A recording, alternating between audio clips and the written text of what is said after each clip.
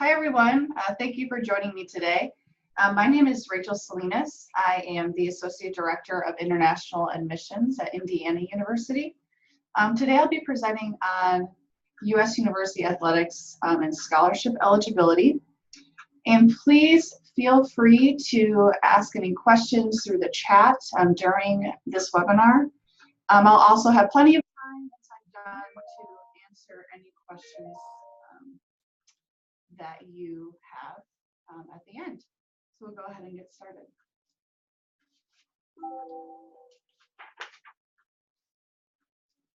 All right, so during this presentation, again, I'll talk about advising student athletes. I'm going to go over the major governing bodies that you will likely be familiar with. I'll talk about how to apply for and obtain NCAA eligibility.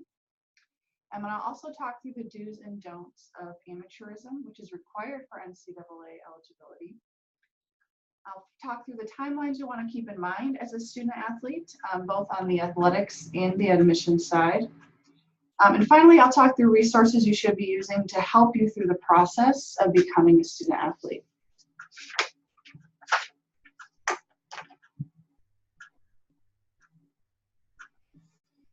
All right. So the major governing bodies that you see with student athletics are the NCAA, the NAIA, and the NJCAA. For the purpose of this presentation and the fact that I work at Indiana University, which is an NCAA school, we will be focusing primarily on the NCAA. So in the NCAA, there are three separate divisions. Division 1 is considered the highest division, the most elite, over 900 university members. And Division 2 is also very competitive, but not quite at the level of Division 1. And Division 3, which we'll talk about in detail later, also has athletic opportunities as well. One thing you'll want to keep in mind specifically is if you're interested in a Division 3 school, there are often no athletic scholarships available. The NAIA is a National Association of Intercollegiate Athletics. These are often smaller schools with fewer sports offered, and there are 350 member schools. So you see right away it's quite a bit smaller than the NCAA. One thing to keep in mind is that the entry requirements for NAIA eligibility are less strict than those for the NCAA, and we'll talk about eligibility in a moment. The NJCAA are often community colleges where you would start with an associate's degree in the US and potentially transfer to a four-year institution. This may be a good option for those who did not become interested in student athletic opportunities until much later. So again, if you have any questions, please feel free to use the chat. I'm more than happy to go into more detail.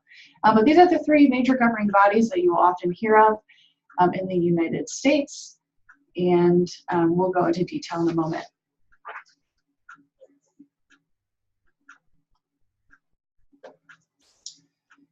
All right. So the NCAA, again, is the National Collegiate Athletic Association. Just a brief overview, the NCAA has over 190,000 registered student athletes, and you'll see that there are over 5.89% of those are international students, and there are over 4,600 institutions that are associated with the NCAA, and it can be any type of school. The table on the left here goes through the breakdown of international students at the NCAA. You'll see Canada, the UK, Australia are at the top, but we do have broad representation around the world.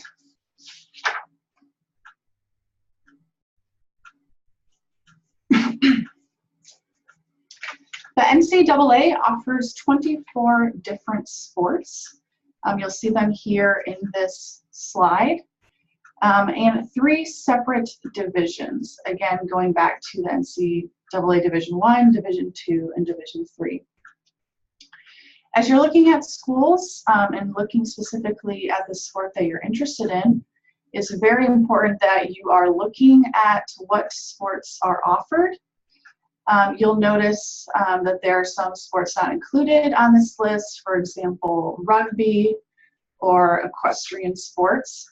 But these are rising sports. But this is where you do, as a student, need to do your research, because I talk with many students who are not aware that the sport that they're interested is potentially not offered at the school that they want to attend. So you need to be sure you're looking at what sports are available at the schools that you're interested in. Again, there are emerging sports, and while, for example, currently women's rugby is not available at NCAA, it may be available a year or two from now. It's also important, so I mentioned that I work on the admission side. It's very important that you are looking not only at the sports that are offered, but also at the school, where it's located, what major is offered, what program you're interested in. I always say that student athletes are students first, they are athletes second. So pretend for a moment that you can no longer play this sport that you've pursued. Would you still want to go to that university? If that answer is no, you should not apply to that school. It's also important to note that some NCAA Division II or Division III schools do offer Division I sports. So that's another thing that you should be looking at. Title IX is a law that went into effect, which is important to note because it means that in the U.S., men and women must be provided equitable opportunities to participate in sports. It does not require that the U.S. offers sports that are identical, but there must be equal opportunity for men and women to play those sports. There must also be equal treatment in regards to equipment, supplies, lockers, everything you can imagine basically has to be equitable for both men and women.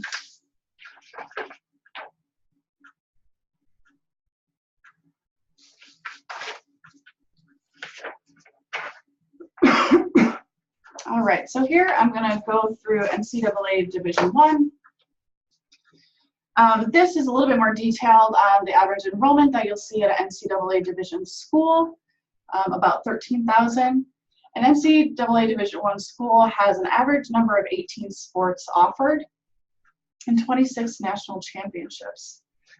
The NCAA Division I has the largest enrollment, the largest budgets, and the most diverse academic programs. They also have the most diverse sports, so usually a larger offering of sports that are available.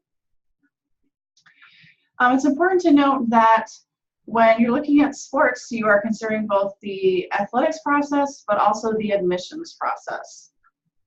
So at Indiana University, for example, we have over 6,000 international students.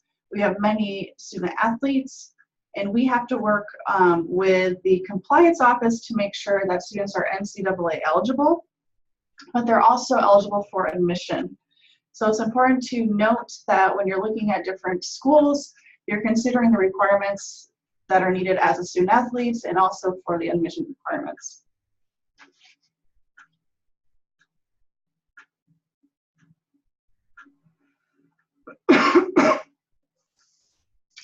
NCAA Division II, we talked about this briefly earlier. The main difference is these are often at smaller schools in the U.S. You see that the average enrollment is a little over 4,000. They have about 15 average number of sports and about 25 national championships. So NCAA Division II is a really great opportunity for individuals who are looking for both a really great academic experience, but also high-level competition in athletics. It's really a great option for students who are pursuing majors that require a lot of outside work. So for example, I've met student athletes who are pursuing nursing. A nursing major requires quite a bit of outside work, and it would be very difficult to manage that major with athletics.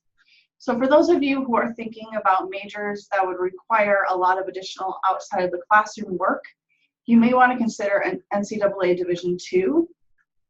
So not So basically every student is going to need something different, and you need to be thinking about what your goals are and what you're hoping to get out of your experience. NCAA does offer scholarships quite often, but not always. So again, that's where you need to make sure you're doing your research. Are there any questions so far? I'm not seeing any in the chat, but please feel free to add anything.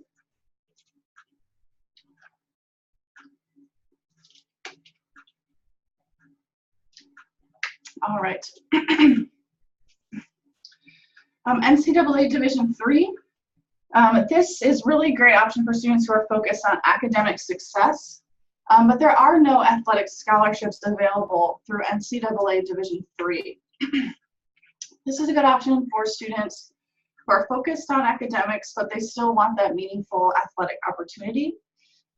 So someone who may play sports, but they're not playing at the national level, maybe they're not playing at an extremely competitive level, but they still want to be involved in sports. This is a good opportunity. But if you're looking for that full ride scholarship for athletics to be a very big portion of your academic experience, this may not be a good option for you. Keep in mind, if you're interested in sports but you do not want to play for a university, many universities offer what are called club or intramural sports, where you are still competing with other schools, but you are not representing the university. So those are things to consider as you're looking at the different divisions offered by NCAA.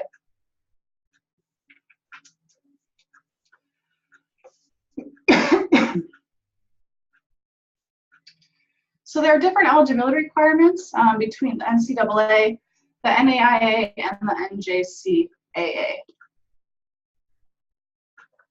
You can read them here in the boxes to the right.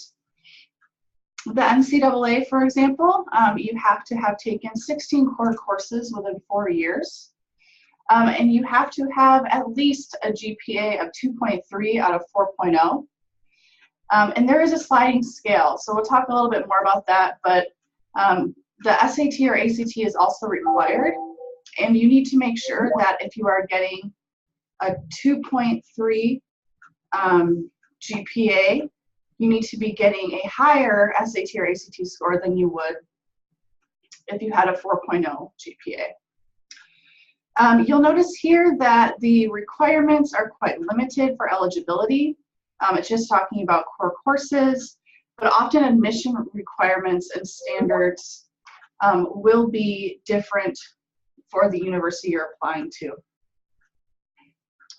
Core courses are also different depending on what country the student is from, and that's something that the compliance office and the admissions office at the university will be evaluating.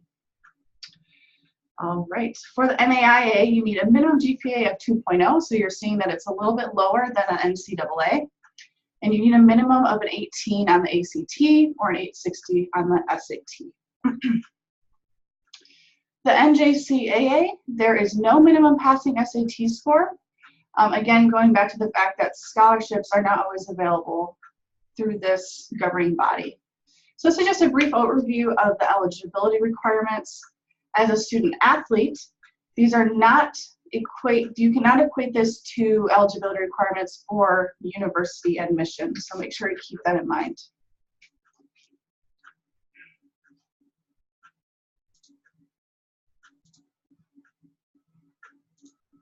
All right. So when you are getting your documents together for NCAA eligibility, there are a variety of things that you need to submit to the Eligibility Center.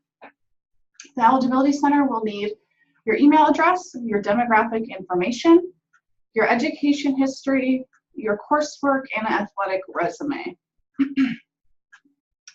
The required items on the right here, you can read through those: an ACT or SAT score, official transcript, a certified translation, amateurism questionnaire, and an application fee.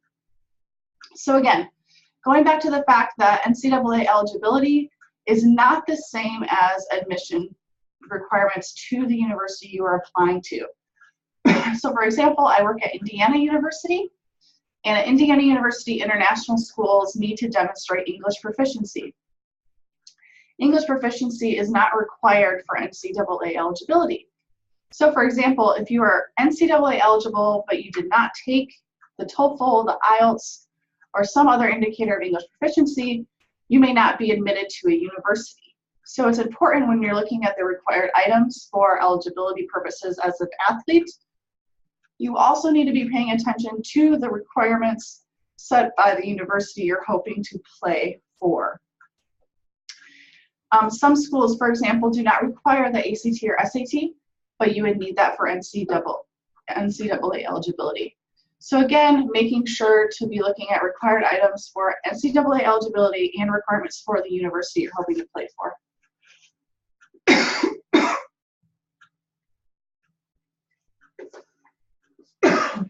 Excuse me, I have a little cough going here.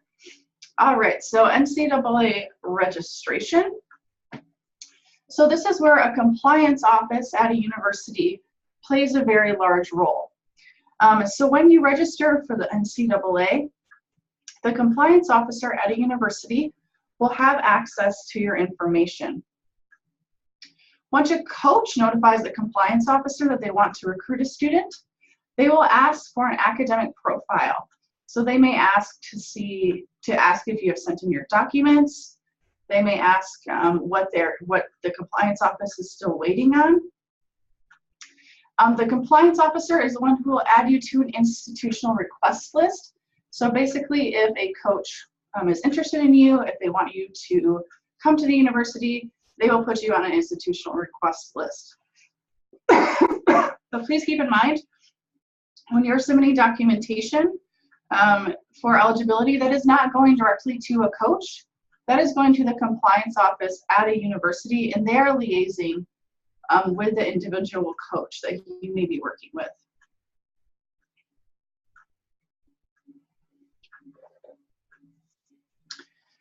All right, so going back to the NCAA core courses, I want to go in this a little bit more detail because it can be kind of confusing. So again, for eligibility, you have to have academic university preparatory courses, and you have had to receive instruction at or above regular academic level. You've also had to earn a diploma program course credit that appears on an official transcript. On the right here, we have the core courses listed. So that is what the NCAA is looking at to basically say that you are eligible to be a student athlete. On the bottom here, this is a link to the International Guide to Academic Standards for Athletics Eligibility. And this is actually directly on the NCAA website. So this is a really good place to type in the country that you are currently living in or taking classes in and look at what the NCAA is requiring of you to be considered eligible for the NCAA. Again, and I'm sure you're already sick of hearing me say this, but the core courses that may be required for NCAA eligibility are not necessarily the core courses required for admission purposes. So for example, the NCAA requires that you have 2 years of science to be eligible in the NCAA. Indiana University, as an example, would require 6 credits, so 3 years of science. So in this example, if you were NCAA eligible with only 2 years of science, you may not be eligible for admission to the university based off the core courses you took. So again, and I'll just keep saying this, make sure to be looking at the requirements for eligibility for the NCAA and also be looking at the requirements needed for admission purposes. I'd also recommend definitely going to the NCAA website, taking a look at the core course requirements. And also, when you are turning in documentation for NCAA eligibility to the compliance office, it's important to note that many universities, the compliance office and the admissions office are 2 separate entities. So even if you have submitted transcripts and documentation to the compliance office for NCAA eligibility, you should not make the assumption that the admissions office at the university has received those documents. So it is often very decentralized, and you'll want to keep that in mind when you are submitting documentation for eligibility purposes. Are there any questions about that? Okay. All right, so the timeline for NCAA in 10th grade, and again, this is the ideal timeline. This is not always the case. This is what we would suggest for NCAA eligibility purposes. But again, if this isn't exactly where you're at, don't worry too much. Okay, so for 10th grade, you'll want to start registering with the NCAA eligibility, start getting in those documents. You know, make sure you're doing well in school, you're doing those core courses that are required of you, and then send official transcripts to the Eligibility Center. 11th grade, this is pretty similar for an admissions timeline. You'll want to sit for the ACT or SAT. If you have not yet sent official transcripts, or if you have updated transcripts, you'll want to make sure to send those to the Eligibility Center. So when we're talking about timeline, this is for NCAA Eligibility Timeline.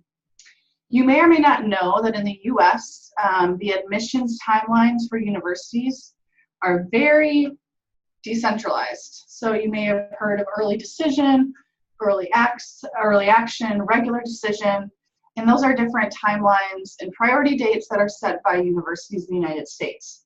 So what I would recommend doing is having a timeline required for NCAA, and then also creating a timeline for admission requirements and documents that are needed by the university.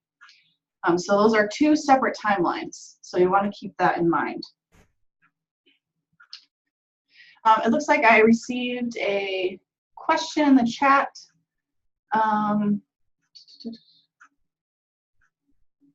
Okay, so this is from Liza in regards to which division of NCAA which you belong to. Liza, I'm going to go ahead and answer that at the end individually, just because it's more of an individual question, and I'll make sure to get back to you. But thank you for asking. All right, so NCAA timeline, again, going to 12th or 13th grade. So if you have not sat for the SAT or ACT, you'll need to do so. You'll want to request your final amateurism certificate and also send any official transcripts and proof of graduation to the Eligibility Center. So keep in mind, coaches in the United States cannot begin contacting students until September 1st of their junior year. So for example, if you are a very talented athlete and you have been contacting coaches when you're in 9th and 10th grade, do not be discouraged if a coach has not responded to you. Legally, they cannot do that until you are a junior in high school or September 1 of your junior year. So don't be discouraged if you haven't heard back. You will likely, hopefully hear back once that time has passed. So again, just keeping in mind that this timeline, while it is similar to an admissions timeline, it's not exactly the same. So you want to keep track of what timelines you're up against. And also, again, reminding you that if you send official transcripts to an eligibility center, you can't be sure that those have reached the admissions office. So be sure to be sending them to both locations. All right.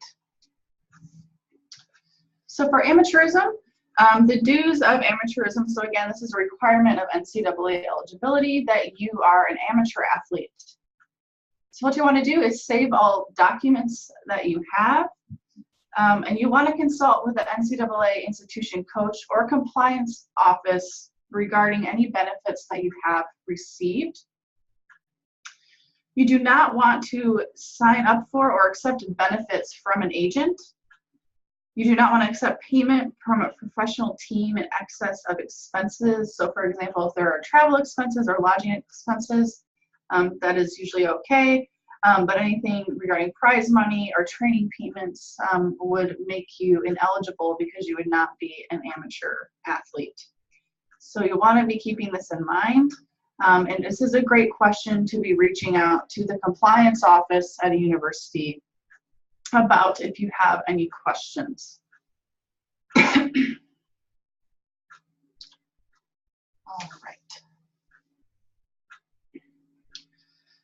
So a national letter of intent. This is usually signed before students are admitted to a university. This is offered to a student by a coach that will often offer this very early in the process, because if you sign this document, it means that no other coaches can have access or contact to you. It's very important that this is reviewed before it is signed. And I would highly recommend going to your EducationUSA advisor and looking this over before you sign on the dotted line. If you sign a national letter of intent, but you are not admitted to the university, this document is null. It will not mean anything if you are not ultimately admitted to the university that you're hoping to. The intent is binding for 1 academic year. And again, just make sure that you're reviewing the document and looking it over before you sign. I would recommend not signing this extremely early in the process, because again, if you do so, you will not be able to communicate with any other coach from another school.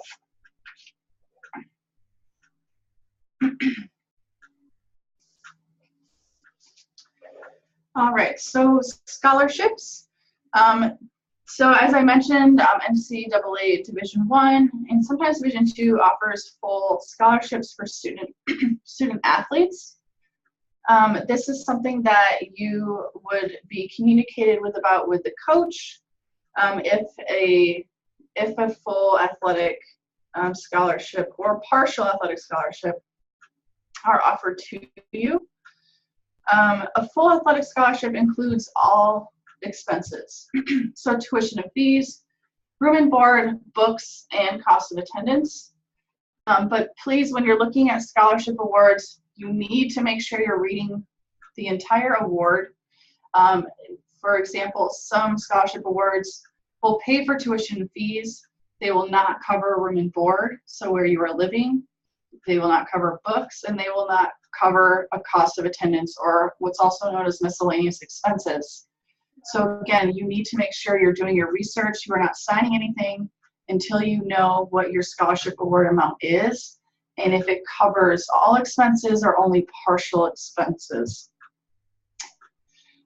One thing you'll want to note is that the cost of attendance, or what we often refer to as miscellaneous expenses in the US, are going to be different across schools, specifically in the Power 5 conference. So you'll see that some schools may have a cost of attendance of $2,000, some may have a cost of attendance of $5,000, and that's something you want to be looking out for, because that could impact your scholarship award amount. It's also important to note that typically a 4-year scholarship is not guaranteed. So often it is a 1-year scholarship award that is renewable. That is also something that you're going to want to make sure you are looking into. Make sure that you're signing something where you assume it's a 4-year scholarship opportunity, but it is only a 1 year. It's usually the case that those are renewable, but again, making sure that you're doing your research and being aware of what scholarship award you've actually received.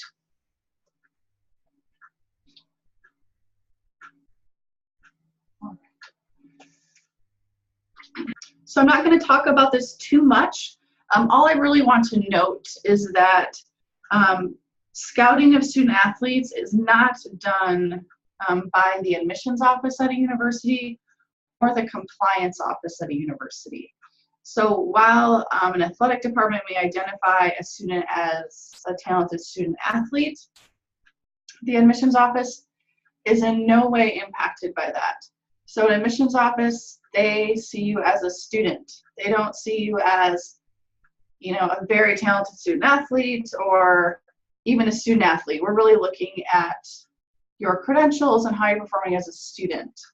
So it's important to remember that the admissions office is not really considering the fact that you are, you know, maybe very talented, but that's not going to make up for the fact if you're not performing well academically. So yeah, I just wanted to mention that so that you are all aware that the admissions office is not involved in the scouting process. All right. So sports agents, I'm not going to talk too much about this as well. I just really want to mention that working with agents is really an ongoing discussion and a hot topic. It's often the case that there's worry that agents are violating NCAA rules. And it's also true that EducationUSA does not work directly with agents. So I just want to really caution anyone who's hoping to work with an agent. We have a list of questions here on the right that you should be asking if that's something that you're doing. But please be aware that this is a bit of a controversial, seen as controversial among admissions officers in the NCAA as well. But I do want to bring it up because it's something that a lot of students have questions about.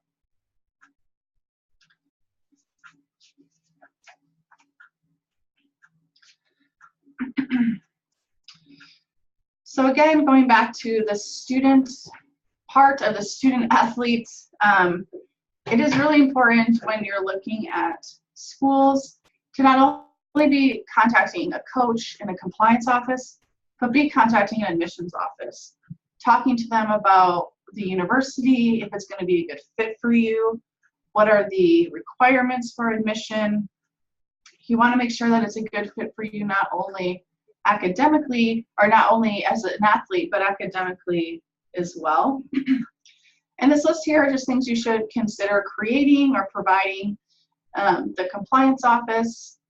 And also, please don't hesitate to directly contact athletic coordinators or coaches. Again, if you haven't heard back, it could be the case that you are not in just September 1st of your junior year. Many people think that when they register with NCAA, coaches have access to you know, videos of their performance. That's not always the case. There are different resources where you can promote yourself on a YouTube video. When you contact the coach, you could actually send him or her videos as well. But the compliance office at a university would not be sending these to coaches. So just keep this in mind as you're looking at schools, and do not be discouraged again if you haven't heard back from a coach.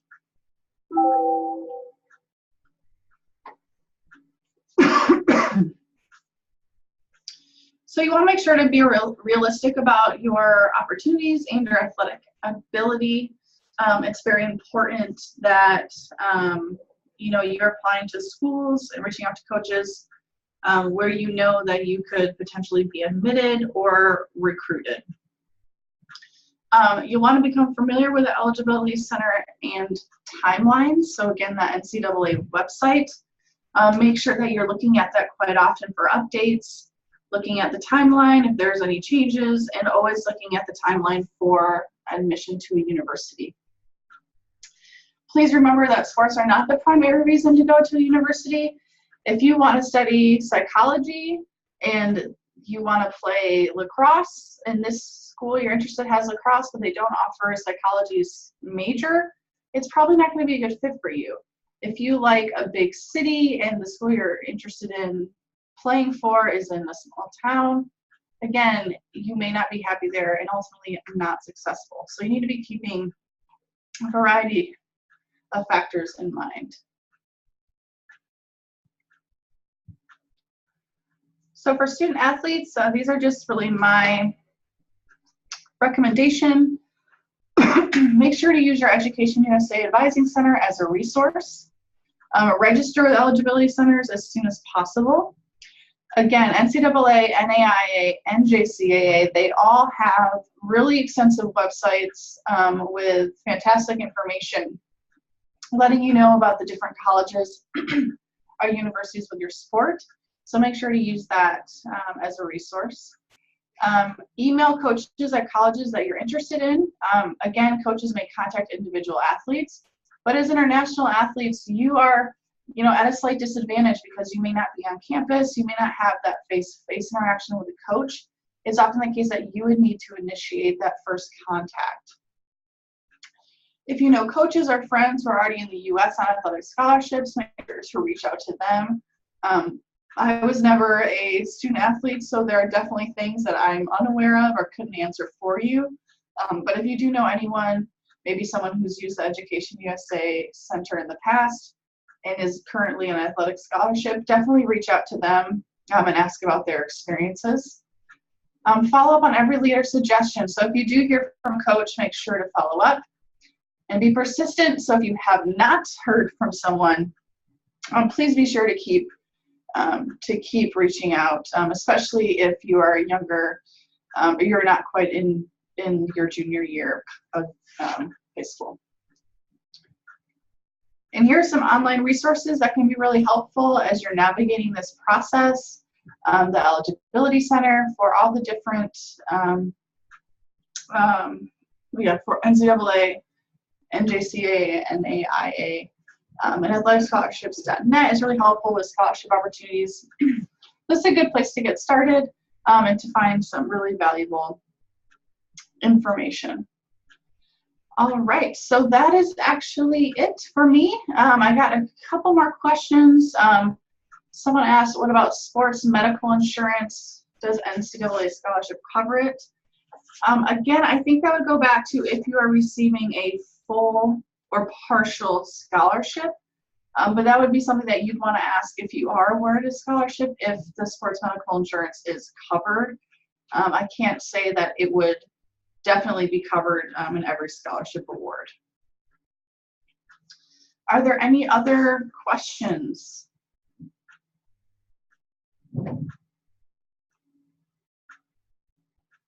All right.